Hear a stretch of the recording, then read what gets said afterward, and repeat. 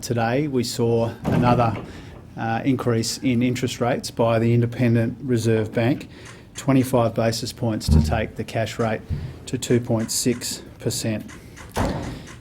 Now, just because this is a bit less than what many people were anticipating, and just because it's consistent with what we're seeing around the world, won't make it that much easier for Australians to find room in their household budgets to meet the increasing costs of servicing the mortgage.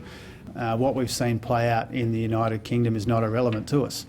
It's not irrelevant to us because it's a cautionary tale about what can happen if you get your policy settings out of whack in a way that doesn't suit the economic conditions, and particularly the global economic conditions. And so we're very attentive to what's happening in the United Kingdom.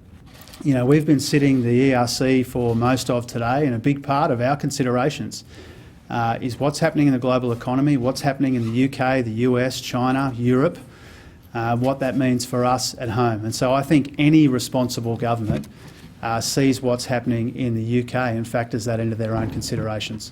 Well, I think it is really important that our budget settings reflect the economic conditions. You know, that's really the guiding light when it comes to putting together a budget, making sure that it's relevant to the economic challenges that we confront in the near term and in the longer term as well. And as I keep saying, you know, as we finalise this budget, as we go through hours and hours of ERC meetings throughout the course of the rest of the week, the guiding light in lots of ways is what's responsible, what's affordable, what's sustainable and what's sufficiently targeted to deal with economic challenges and budget pressures which are becoming more serious and not less serious. And so we will put together and release a budget in 3 weeks' time which is calibrated to these economic conditions as we confront them.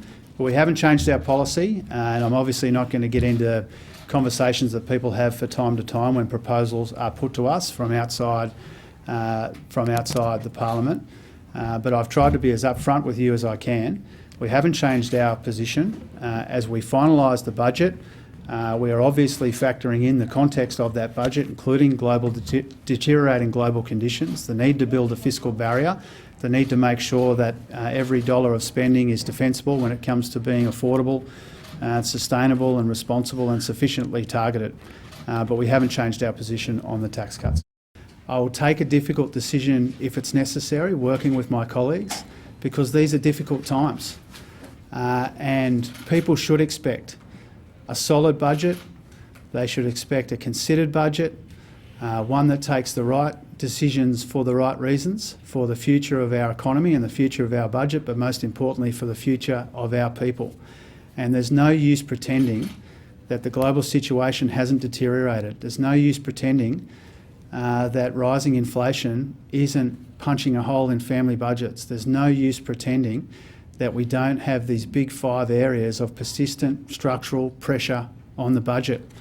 And my job and the government's job is to take the right decision, even if it's difficult, to put the economics before the politics and let the political cards fall where they may,